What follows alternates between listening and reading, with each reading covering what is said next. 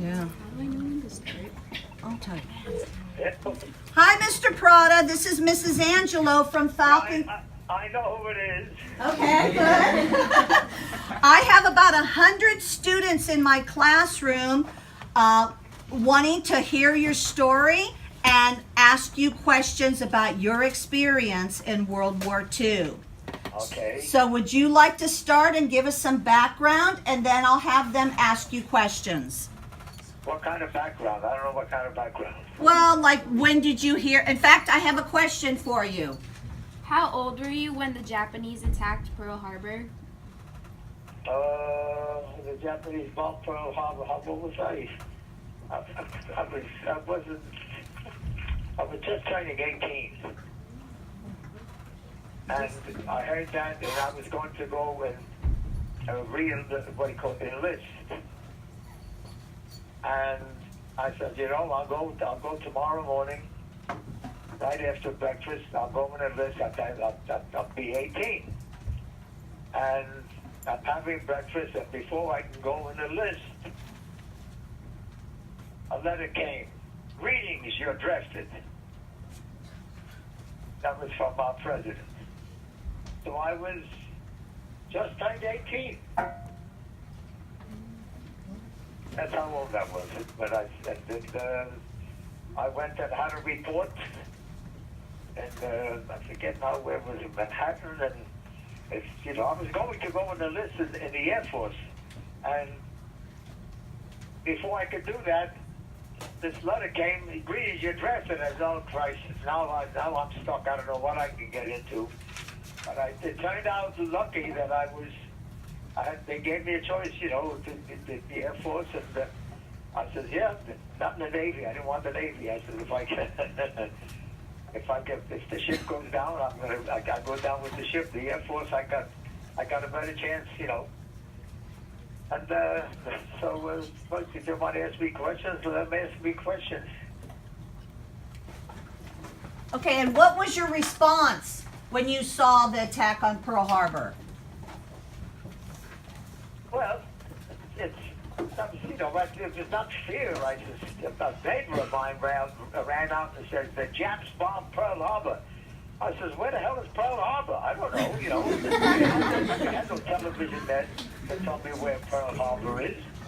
I remember when my folks first got the television, like the smallest thing you could look at, and whoa, that was a big thing. But they never had anything like that. And I grew up we had no television. But this all came about, and then my father was, my father served in Europe. And I don't know, it's not that you follow suit. I know when I was going to go and enlist, my father yelled out, no, my son, Oh no, when I was drafted, I had to go from where we lived out to Long Island. And there they took to get all the information they wanted, and they put me got on the train, and it took us 4 days to go from there down to Miami Beach. And so now let them ask me questions. Okay, all right, you'll get your next question now.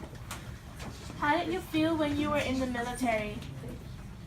How did I feel? I felt fine. I wasn't frightened. None of the people that I know were frightened.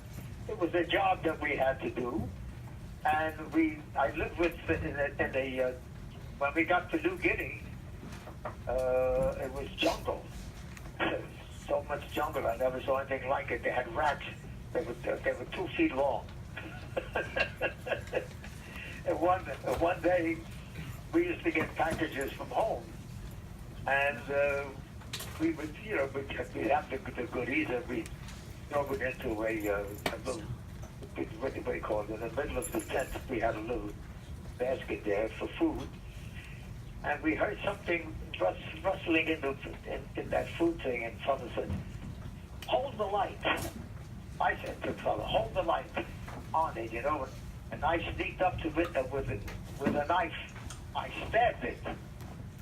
and that rat took off, and the next day we looked all over, hundreds of feet around this tent, and it took off, knife and all. That crazy thing. But what I did see, and what it showed me, how lucky we are that we live in a country like we do, and it's this is I saw how people lived, and in the Philippines, in New Guinea, and then I said, we live here like royalty, because every place we go, we can buy what we want, you know, buy a car, buy the food that you want. One of the foods that I love the most is the corn. Oh, the sweet corn is delicious, and I love it. As a matter of fact, I buy a lot of it, and it's just a delicious food. I used to grow it out in Long Island. All right, give me another question. Okay. During your time in the war, what did you experience? Well, I experienced some of my buddies were killed. I experienced that, and you can't you have to accept it, because you can't let something like that get you down, because in battle you have to be on your tiptoes all the time. And I'll never forget the morning that we went to breakfast. They would serve food, some kind of food for us, and the Japs came and attacked with airplanes, and we ran for our foxhole. We shared the tent. Five of my buddies shared the tent, and the other guys they shared their tents, and we ran for our foxhole. Every time the Japanese would come over and drop their bombs, and a lot of us we lived through it. One day we got into our foxhole, and one of there were five of us, and one of the guys says, "How many are there of us here?" I says, "5." He says, "5." He says, "I counted 6." I said, 6? So we got the hell out of that foxhole. But the Japanese, what they would do is they would sneak into the foxhole, and when the GI would get in there, they would stab them and kill them, you know. Well, we thought that there was a Jap in there. But it wasn't. Somebody got a package from home of whiskey. That was never accepted, but they stuck it through, and their elbow touched this thing, column of whiskey, and we all ran out of that foxhole. We thought there was a Jap in it, you know, because that's what they would do. Okay, some more. What's a foxhole, Frank? A foxhole is a hole in the ground, and you have to dig it, and you get in this foxhole so that when a bomb explodes, the shells fly all over, and it's like sweeping the grass. That's a foxhole. So you want to be below surface. And one day we were having breakfast, and the guy says, "How many of us are there here?" One of us says, he says, "There's 5." He says, "5? I count 6." Well, we all got the hell out of that foxhole. Like the Japs used to sneak in there, and we don't want. And another day, we had latrines outside. You know, we had no regular toilets, and the man's job was to throw a gasoline down and burn all the paper and stuff, and then throw a match one day he forgot to throw the match. And the gasoline there exploded, and everything comes flying out. The guys were, they still covered all over with. Oh, what do you want to do? What else? Hello. During this war, where did you spend most of your time? During the war? Yes. Well, most of the time was, well, of course, overseas on private land. And then we had coming back home. I was coming back on the ship, and you couldn't wait to get home because the war was over. But most of your time was spent with buddies. We got up in the morning and we'd have breakfast. And they serve us eggs.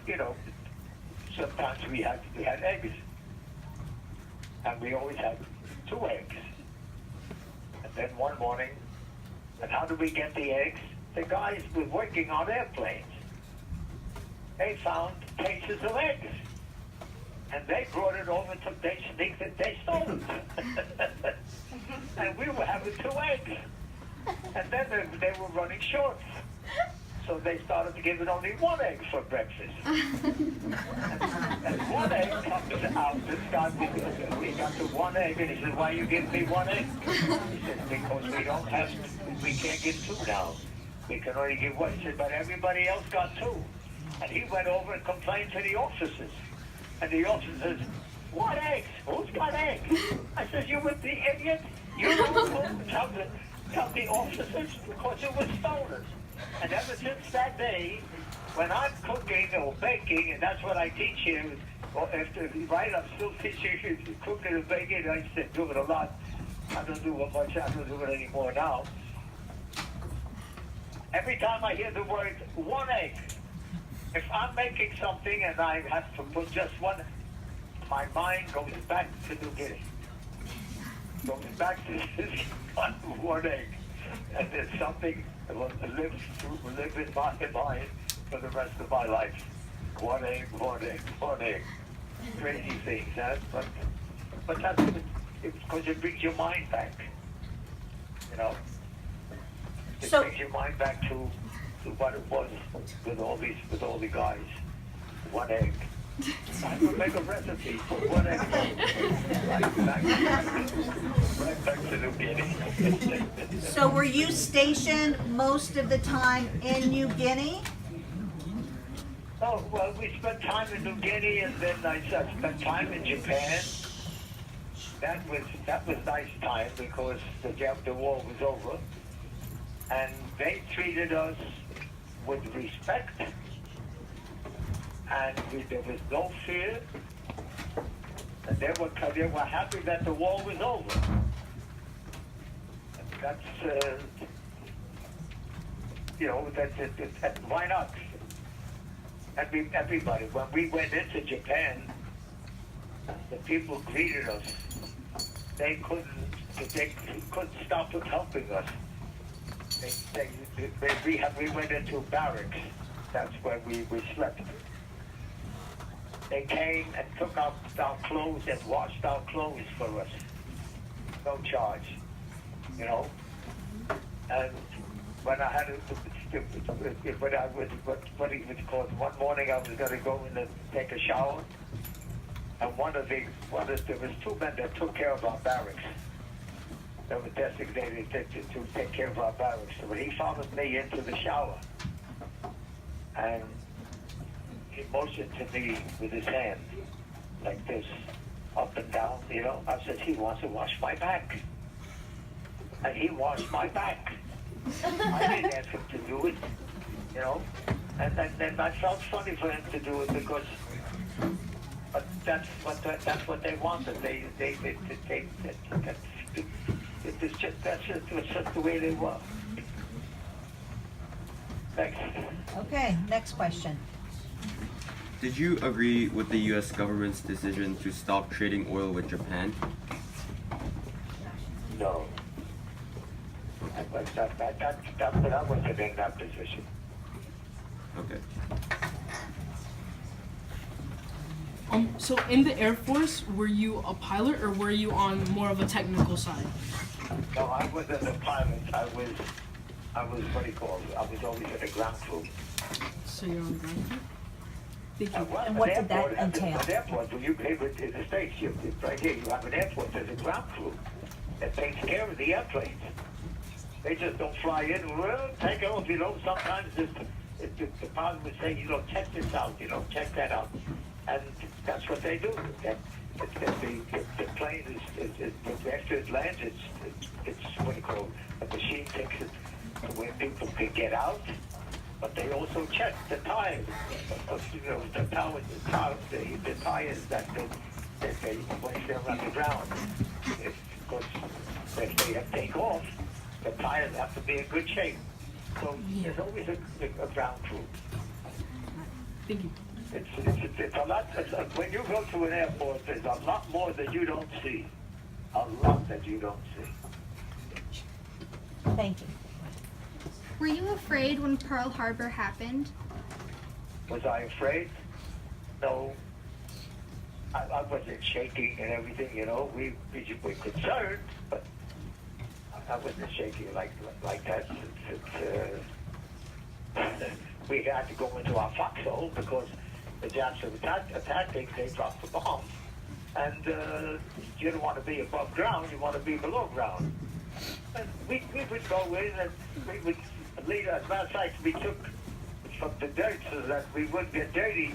We took our ponchos, that's long cloths that we had, and put it, what do you call it, the side of the hole, so that when we would in the foxhole during an air raid, we would get dirty. We wouldn't be leaning against dirt, when leaning against, you know, clothing. And you adapt. You do adapt with everything. Okay. Hi. How did serving in the war affect your view of the world? What's that? Say it easy. How did serving in the war affect your view of the world? Affect me? How did it affect me? How did it affect your view of the world? How did it affect me doing the world now? No, like, did it change your perspective of the world? Did it make you see things differently? No. But I've always said, where does it end? There's always an end to something, right? Uh-huh. You go down the street, there's an end, right? Yes. Our planet is a ball. So, where does it end? Alright. Everything has an ending, right? Mm-hmm. Stop and think. Everything has an ending. All right, so if you fly around the Earth, it's got to end somewhere, right? Yeah. Where does it end? That's a mystery.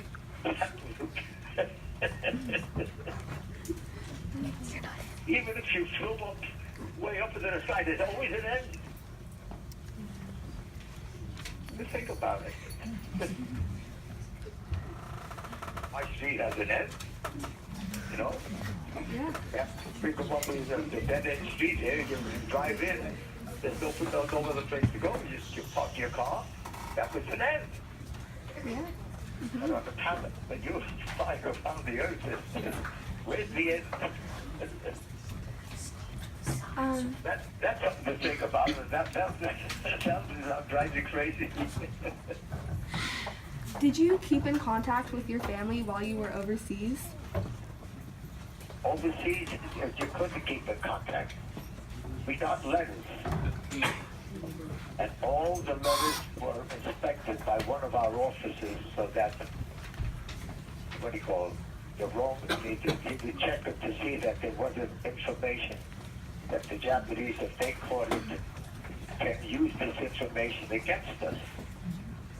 Well, my father, and then we didn't get any kind of whiskey.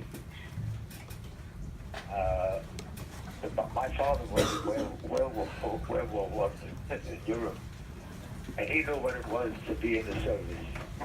So he took a loaf of bread and he cut off. If you take a loaf of bread, it's round, and you from one round, if you go down about 3-4 inches, he took that slice off and took all the inside of the bread away, right? And he took a pint of whiskey and put it in there, and then the little piece that he sliced off on the top of this loaf of bread, he put it back on, and the inspector looked and says, "Oh, that's just a loaf of bread." He never been to see the whiskey. But we enjoyed the whiskey. Understand? You ever go into a bakery and see a big loaf, see a nice sized loaf of bread like you do, what do you call it? Just maybe some of the bakeries over here. And that's how we got some of the things. What else? Give me another question. Did you create any close friendships during your time at war? Did I keep any close friendship? Did you create any close friendships? Yes, they were friends, but a lot of them passed away now. A lot of them are gone. You know, nothing is forever.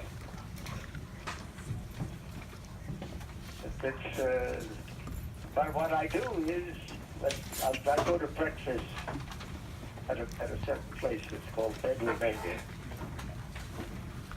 What is? It's called Bedroom Mania. It's a restaurant, and we have breakfast there. And a lot of people come, especially like every Sunday morning.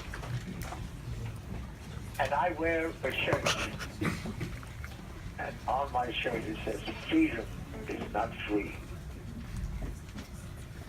And the people see that. And I have my dog tags. Well, I'll tell you about the dog tags. Hanging. And the people look at me and say, "Thanks for saving. Thanks for saving." And on our dog tags, we made a mistake. You know what the dog tags are? What? It's something around your neck.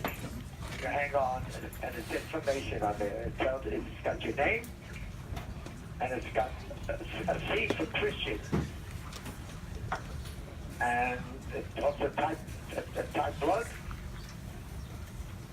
And that was also a mistake, because some of the Jewish boys in our outfit, but not my outfit, but in the, what do you call it, our outfits over in Europe. On my dog tags, if they caught it, would say C, Christian. On the Jewish boys, they would have an H, Hebrew. And what the Germans did then, sent those fellas to the concentration camps and killed them. That was a mistake by our country. We didn't know it, but now we know it. What is one thing you learned from fighting in the war? The one thing I learned from fighting in the war, well, it's, I don't know, try to just get along with people. I've gone to the schools and I talk about World War II. I don't know. Do any of you guys know me? I think you came into the room one time this year, Frank. Huh? Right? Who saw him? Yeah, remember earlier in the year you came in and you said hello and you spoke to the kids for a little bit and said you'd be back on Pearl Harbor Day. So yes, some of them have seen you before. I came back on Pearl Harbor Day. And you are on the phone with us. Was there ever a moment when you thought everything was over for our country? What's that? Was there ever a moment when you thought everything was over for our country? Everything was over? Yeah. What do you mean over? As in we lost the war. I don't understand that. I don't understand how to answer that. Did you think that we were going to lose the war? Oh no, never entered our mind. Never entered our mind. Never. And I could never, I never liked anything. I won't use the word because we use it between us. It's not a real dirty word, but it's not. I'm not going to repeat it now. But coming back from Europe, I was 2,200 men get on this ship, and I said the night before we had a great to get board this ship, and they had a little mix up the front, and we get on this ship, and I said, oh boy, I'm tired, I'm going to relax. And while I'm lying down on this 2,200 men, I hear my name, Frank Parrotta, report to the troop office. I said, Frank Parrotta, report to the troop office. I said, what, a 2,200 men? That's like winning the lotto, you know? So I said, I'm not going. And I went to slip. I said, I go. And again, they kept calling my name. So I said, oh Christ, I better go. I better go. And the guy sleeping on the bunk of that video, there was just two side by side, you know. Is that you? Wow, they've been calling your name for hours. I said, I never heard it. Yeah, God lied. Where have you been? I said, been in my bunk. Well, people looking for you. And so they punished me, put me on guard duty on the one end of the ship. I went there, and I said to the guy who was put on there before me, he says, I said, you the guy on guard duty here? He says, yeah. He was playing checkers or cards. I said, I was sent here. He says, I don't go. No. He says, oh, no. I'm not leaving from this spot. I said, don't move. I went back and went to sleep. The idiot. I was there to relieve him. Oh, Christ. He was a real idiot.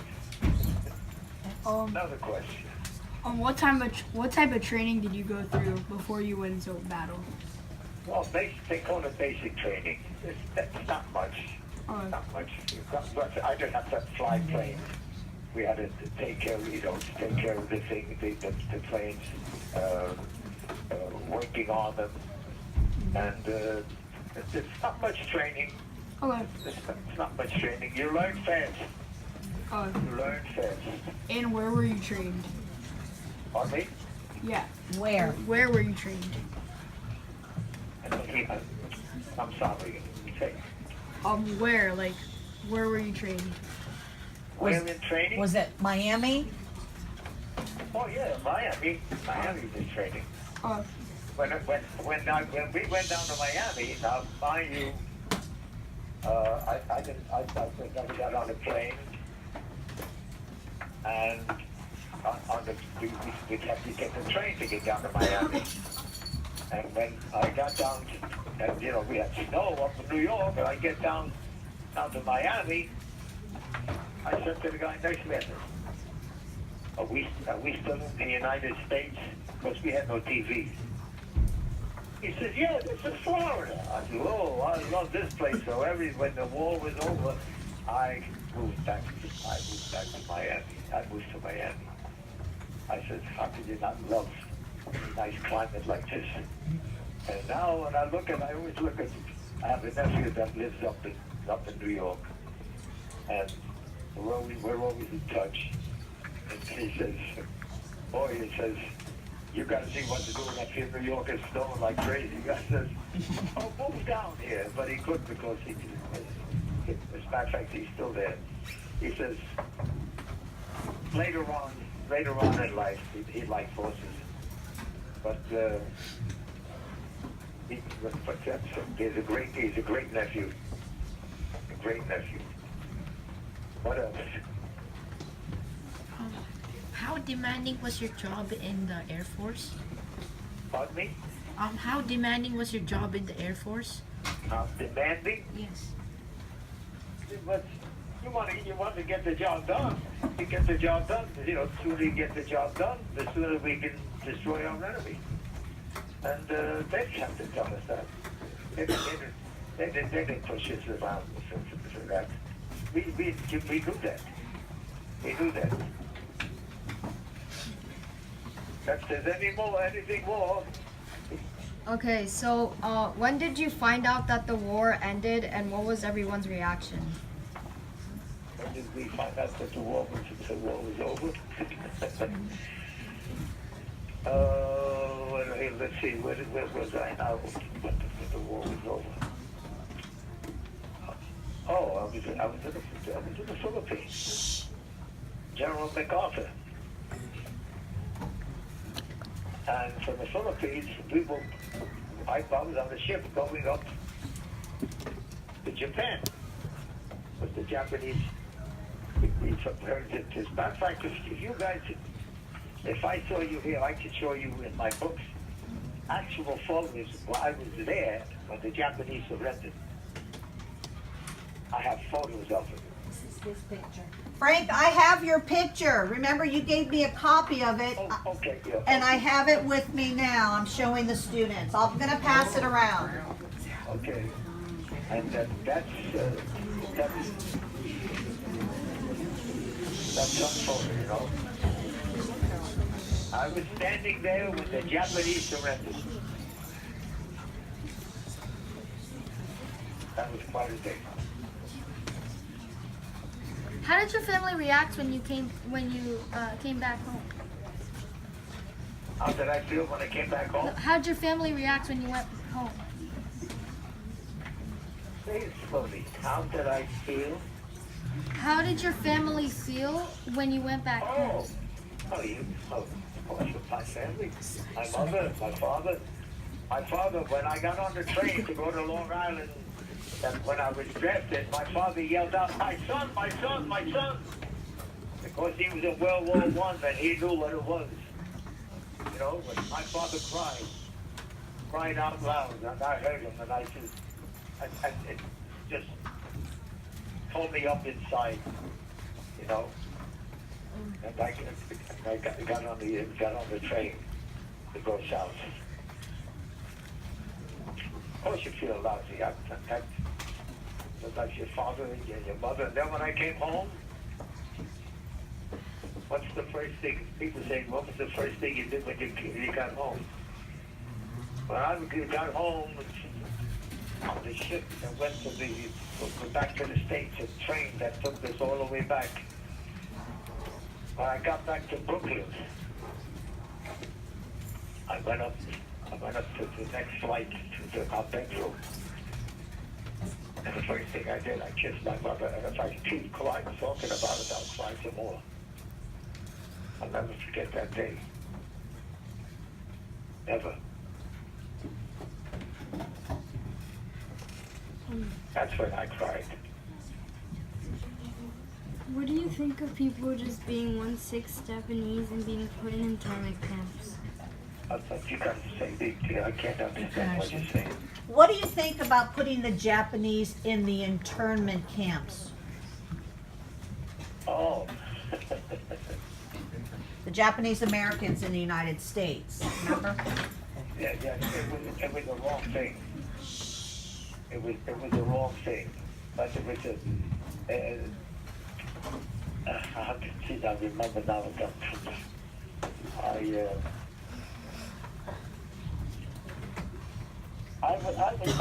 I was there, and I saw how they were treated,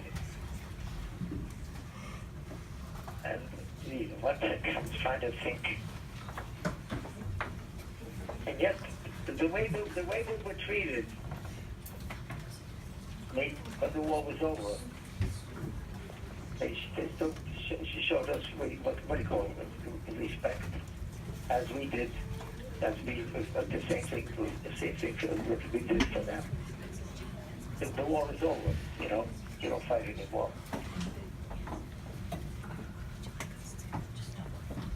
Anything else? Okay. When you went to war, was your mind more taken over by fear or determination? What's that? When you went to war, was your mind more taken over by fear or determination? When the war was over, which was by fear? No. While you were in the war, was your mind more taken over by fear or determination? When I was in the war, what was taken over by fear? I don't understand that. Were you fearful?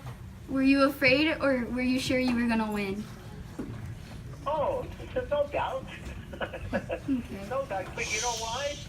Because we were a stronger country than the Japanese. When the war started, women in the United States were secretaries.